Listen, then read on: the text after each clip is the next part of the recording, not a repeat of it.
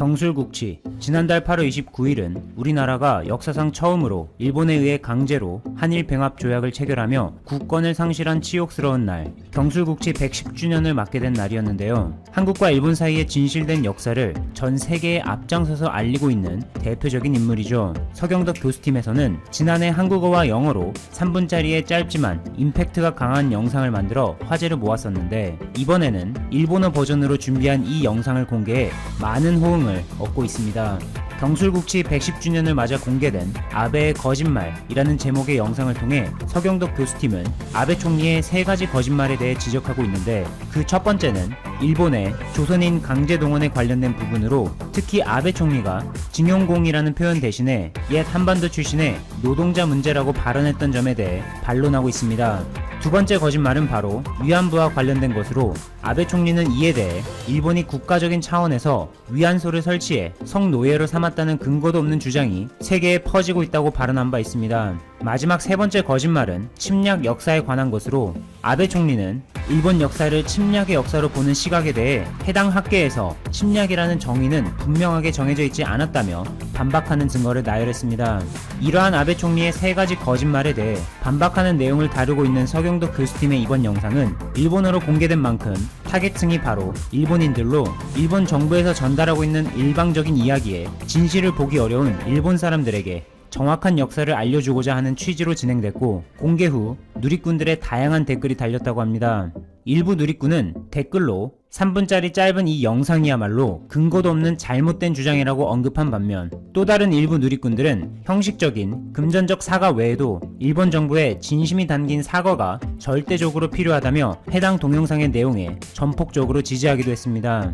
한편 최근 일본에서는 충격적인 깜짝 발표로 나라 전체가 예상하지 못한 혼란에 빠져드는 일이 터져 난리가 났었는데요. 여러분들도 이미 잘 아시다시피 지난달 28일 일본의 아베 신조 총리가 지병인 궤양성 대장염이 악화되는 등 건강상의 이유로 전격 사임을 발표했습니다.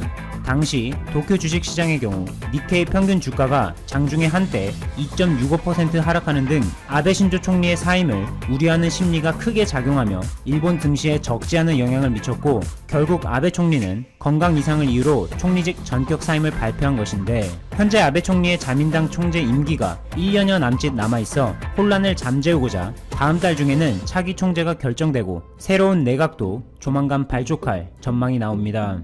뿐만 아니라 현재 일본에서는 신종 코로나 바이러스 감염증의 확산 사태와 관련해 일일 신규 확진자 수가 1000명대는 끊었지만 여전히 800명대로 보고되고 있는 심각한 상황 속에서 아베 총리가 추진했던 첫 마스크, 일명 아베노 마스크 배포 사업과 경제를 살리기 위해 감염 확산의 위험을 무릅쓰고 강행했던 Go to Travel 정책 등에 대해서도 그 효용성을 점검해 올바른 정치적 판단의 필요성 또한 제기되고 있죠.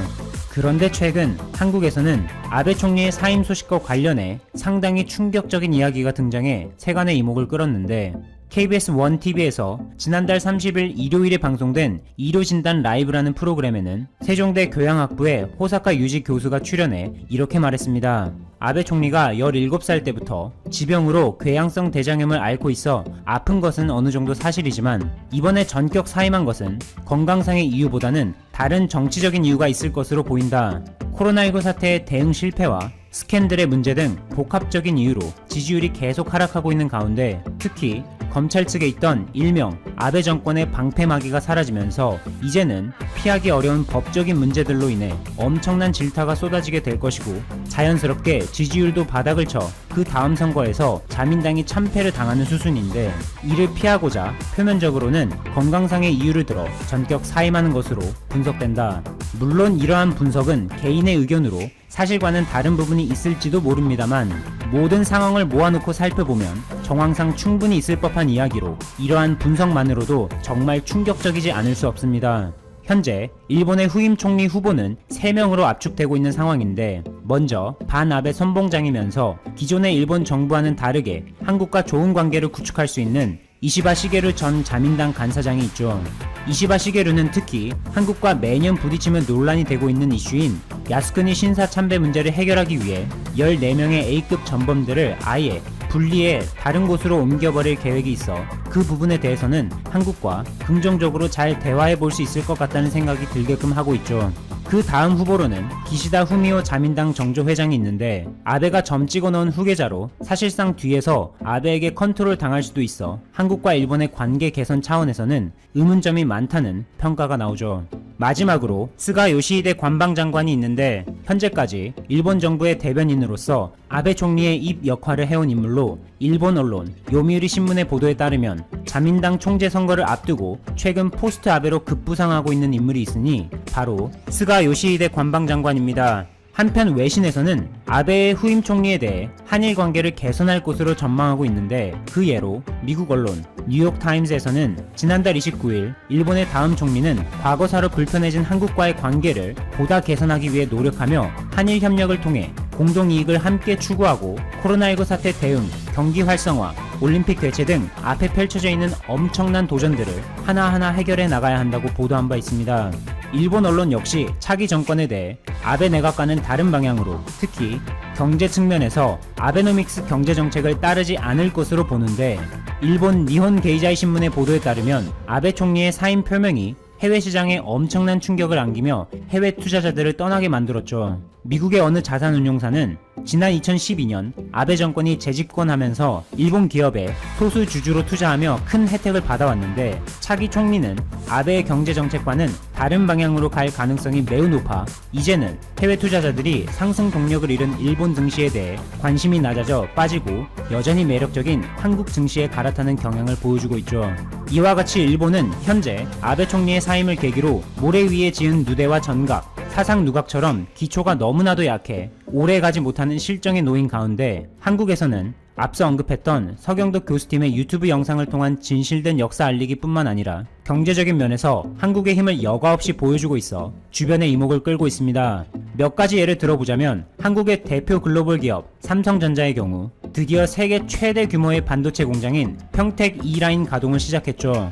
평택 E라인의 가동은 삼성전자가 적극적으로 반도체 분야에 투자해온 성과 중 하나로 업계에서는 삼성에서 최초로 극자외선 공정을 적용한 3세대 10나노 D램 양산을 시작하게 됐으며 D램 생산 라인을 비롯해 30조 원 이상의 지난 13일 영국 파이낸셜 타임즈는 아시아 민주주의의 등불이라며 한 나라를 극찬합니다. 이는 이번 사태 여파로 전 세계 많은 국가들이 선거를 연기하거나 취소한 가운데 유일하게 예정대로 전국 단위의 총선을 치른 바로 대한민국을 가리켜 한 보도입니다. 민주주의와 선거 지원을 위한 국제기구에 따르면 이번 사태의 확산으로 선거가 연기된 국가는 영국, 프랑스, 에티오피아, 스리랑카, 칠레 등 최소 47개국에 달하는데 몇몇 예를 살펴보겠습니다. 최근 한국의 대응 방식은 인권을 침해한다며 비판했던 프랑스의 경우 지난 3월 15일 전국 3만 5천 곳의 단체장과 지방의원을 선출하는 지방선거 1차 투표를 실시했습니다. 당시 감염 확산이 심해지고 있어 공세령이 내려진 가운데 많은 우려 속에서 투표가 치러졌고 그 결과 투표율 45% 역대 최저 수준을 기록했습니다. 또한 프랑스는 최근 사태가 걷잡을 수 없이 확대되자 지난달 22일로 예정됐던 2차 결선 투표를 6월 21일로 연기했습니다. 영국은 5월 런던 시장 선거 등 지방 선거를 아예 1년 미루기로 했고 폴란드는 5월 10일 예정된 대통령 선거를 전면 우편 투표로 진행하기로 하였는데 이는 사상 초유의 사태라고 합니다. 러시아의 푸틴 대통령은 그동안 대통령 연임 제한 폐지를 골자로 한 개헌안을 주도해 왔는데 확진자 수가 가파르게 증가하자 이달 22일 예정됐던 개헌 국민투표를 연기했습니다. 확진자가 가장 많은 미국 역시 큰 혼란을 겪고 있습니다. 이번 사태가 미국 전역에 급속도로 확산되면서 대부분의 주가 경선을 연기했지만 위스콘신주는 지난 7일 투표를 강행했습니다. 하지만 예상했듯이 투표가 제대로 진행되지 못했죠. 로이터 통신에 따르면 밀워키의 경우 선거관리 요원이 부족해 180여 곳의 투표소 중 175곳을 폐쇄했을 정도로 어려움이 많았습니다. 이 밖에 알래스카는 경선일을 4월 10일로 미뤘고 감염을 우려해 대면 투표 대신 우편 투표로 대체하였습니다. 한편 2월에 총선을 치렀던 이란의 경우 최근 지난 투표 행렬로 인해 확진자 수가 급속도로 확대된 거 아니냐는 비판이 나오고 있습니다. 실제로 총선 이틀 전인 2월 19일 이란 내 첫 확진 사례가 발표됐지만 대부분의 언론에서는 21일 열렸던 총선을 중점적으로 보도했고 위기의식이 아니한 상태에서 총선을 치르다 보니 투표소에는 유권자들을 지켜줄 소독이나 비닐 장갑과 같은 보호장치가 전혀 없었습니다. 이후 이란은 중동에서 최대의 확진자 발생 국가가 되어버렸죠. 이러한 선거 강행에 대한 논란과 우려는 물론 한국에도 있었습니다. 이번 사태 속에서 선거를 강행했다가 투표율이 매우 저조할 경우 그 선거 결과가 국민의 주권 행사의 권리를 온전히 반영하지 못할 것이란 우려와 함께 동시에 사회적 거리두기도 지켜지지 않아 두 마리 토끼를 놓칠 수도 있다는 것이죠. 하지만 한국은 확산세를 잡아냈고 이번 사태가 결국 총선을 막지는 못했습니다. 예정대로 지난 10일과 11일 이틀간 사전투표가 진행됐고 그 결과 26.69%라는 역대 최고 사전투표 투표율을 기록하였죠. 한편 우려했던 감염 확산을 방지하기 위해 먼저 사전투표 및 부재자 투표를 확대하였는데 확진 판정을 받은 유권자들의 경우 지난달 24일부터 28일 사이 미리 우편으로 투표권을 행사했습니다. 또한 투표자 전원 마스크 착용, 손소독제 활용, 투표소 소독, 투표 대기줄 1m 간격 유지하기 등이 이번 선거에 활용된 대응들로 외신들이 한국의 투표 상황에 큰 관심을 나타냅니다. 미국 경제주간지 타임은 한국이 대규모 발병국 중에서는 처음으로 전국 단위 선거를 치른다. 선거가 전염병 확산을 초래하지 않고 치러진다면 11월 3일 미국 대선을 비롯해 앞으로 다른 나라의 선거에 지침을 줄 수 있을 것이다 라고 보도했습니다. 이 외에도 CNN, 영국 가디언 등의 외신들이 역대 단 한 번도 선거를 연기한 적이 없는 한국에서는 이번 사태 역시 선거 연기의 이유가 되지 못했다. 선거로 감염이 확산되는 게 아니냐는 우려가 있고 투표를 하기까지 소독 등 절차가 복잡하지만 한국의 많은 유권자들은 선거가 예정대로 치러져야 한다는데 동의하고 있다 라며 한국의 선거에 대해 앞다퉈 보도했습니다. 유권자들의 주권 행사 권리와 건강, 이 두 마리 토끼를 모두 잡은 대한민국. 앞으로 다른 나라들은 어떤 식으로 선거를 치르게 될지 눈여겨보겠습니다. 감사합니다. 최국킹이었습니다.